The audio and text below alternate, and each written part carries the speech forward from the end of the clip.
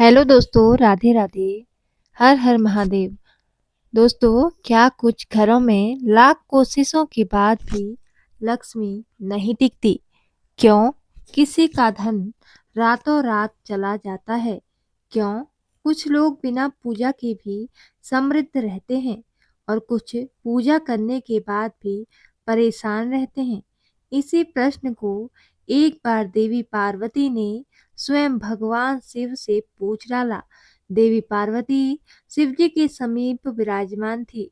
उनके नेत्रों में एक शांत गंभीरता और मन में एक गहरी जिज्ञासा थी। दोस्तों, कुछ क्षण मौन रहने के बाद उन्होंने अत्यंत आदर और स्नेह के साथ महादेव की ओर देखा और बोली, प्रभु, क्यों कुछ घरों में धन आता है लेकिन टिकता नहीं? क्यों कुछ लोग दिन रात मेहनत करते हुए भी खाली हाथ रह जाते हैं, जबकि कुछ लोग कम साधनों में भी समृद्ध रहते हैं? प्रभु, मैं यह रहस्य जानना चाहती हूँ। लक्ष्मी आती तो सबके घर है, लेकिन टिकती क्यों नहीं? माता पार्वती के स्वर में केवल प्रश्न नहीं था, उसमें पृथ्वी के अनगिनत हृदयों की पीड़ा थी। वह आम मनुष्य का वही प्रश्न था जिसे कोई खुलकर पूछने की हिम्मत नहीं करता। शिवजी ने अपनी शांत, गहरी, करुणामयी मुस्कान के साथ पार्वती की ओर देखा। उनकी आंखों में सृष्टि के आदि में से अंत तक का ज्ञान झलक रहा था।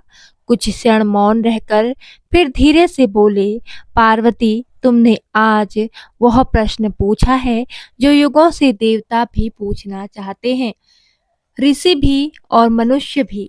लक्ष्मी का स्वरूप बहुत सूक्ष्म है। उसे केवल धन समझ लेना मूर्खता है। यह वह अद्भुत क्षण क्षण है जब स्वयं धन, स्वयं स्वास्थ्य, स्वयं आयु और स्वयं लक्ष्मी पृथ्वी पर उतरती है। लेकिन वे हर घर में प्रवेश क्यों नहीं करती? और यदि प्रवेश करती भी है तो ठहरती क्यों नहीं? यह रहस्य बहुत गहरा है। आज मैं तुम्हें वह परम सत्य बताऊंगा जो ब्रह्मांड में बहुत कम लोगों को ज्ञात है। इतना कहते ही वातावरण और भी शांत हो गया। शिवजी के शब्दों में ऐसा तेज था कि देवलोक की वायु तक स्थिर हो गई। पार्वती और भी ध्यान से सुनने लगी। शिवजी बोले, लक्ष्मी स्थिर नहीं है, वह चलायमान है।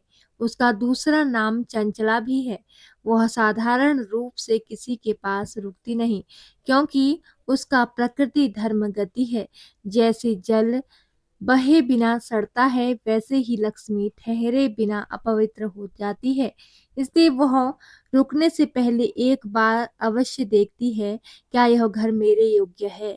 पार्वती ने आश्चर्य से पूछा, क्या लक्ष्मी किसी घर में आने और ठहरने से पहले परीक्षा लेती है? शिव मुस्कुराए, हाँ पार्वती, और यही वह रहस्य है जो लोग नहीं जानते।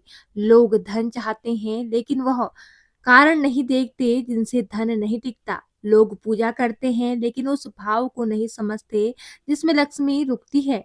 लोग सोना खरीदते हैं, लेकिन उस स्वर्ण समान व्यवहार को भूल जाते हैं जो उनके स्वभाव में होना चाहिए।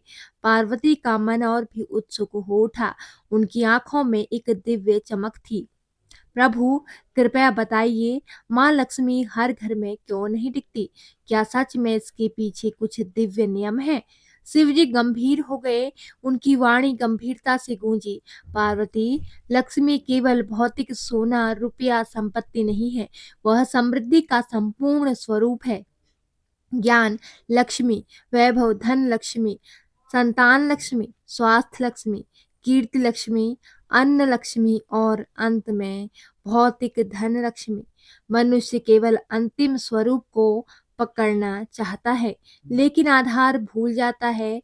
जैसे बिना जड़ के पेड़ खड़ा नहीं रह सकता, वैसे बिना धर्म और संतुलन के धन नहीं टिक सकता। इसलिए लक्ष्मी किसी घर में रुकने से पहले इस 10 दिव्य नियमों को देखती है। यदि ये पूरे हों तो वह झोपड़ी में भी रुकती है। यदि ये टूट जाएं तो वह महल से भी चली जाती है। पार्वती ने आश्चर्य से पूछा, 10 नियम?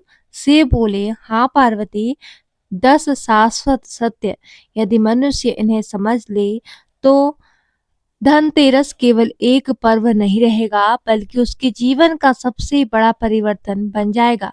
आज मैं तुम्हें वे सत्य बताऊंगा जो एक एक करके गहराई में जाकर उदाहरणों के साथ और उन गूढ़ रहस्यों सहित जिन्हें जानकर कोई भी मनुष्य अपने जीवन में स्थायी लक्ष्मी को बुलाकर।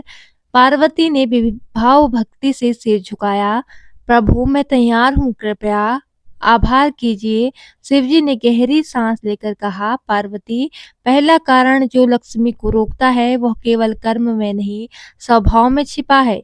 यह सबसे प्राचीन, सबसे खतरनाक और सबसे आम दोष है जिसे मनुष्य पहचान तक नहीं पाता, और यह दोष है अहंकार।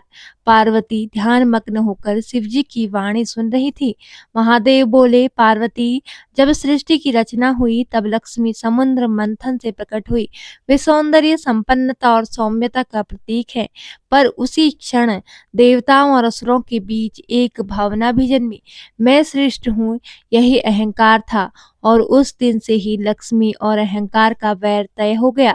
जहाँ अहंकार आया वहाँ लक्ष्मी टिक नहीं पाई। शिवजी की वाणी गहरी थी, पर उसमें करुणा छलक रही थी। वे आगे बोले, अहंकार सबसे सूक्ष्म दोष है। मनुष्य जब कुछ पा लेता है, थोड़ा धन, थोड़ा यश, थोड़ा ज्ञान, तो उसे लगता है कि वह सब कुछ जान गया।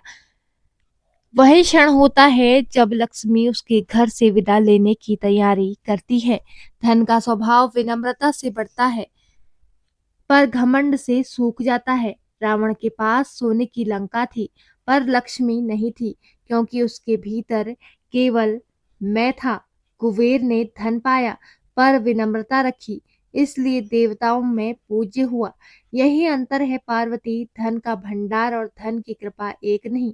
पार्वती ने कोमल स्वर में पूछा, प्रभु, मनुष्य तो हर दिन परिश्रम करता है, अपने परिवार के लिए कमाता है, क्या थोड़ा गर्व होना भी अहंकार कहलाता है? शिवजी ने मुस्कुराते हुए कहा, नहीं देवी, कर्म का गर्व और आत्म मोह में अंतर है। तो अपने श्रम पर गर्व करता है वह सृजनशील है, पर जो स्वयं को दूसरों से ऊपर मान ले वह विनाशशील हो जाता है। लक्ष्मी विनम्रता की संगिनी है, और विनम्रता वही रख सकता है जो जानता है कि सब कुछ ईश्वर की देन है। अहंकार कहता है मैंने किया, विनम्रता कहती है मुझसे करवाया गया। यही भेद धन को स्थायी बनाता है।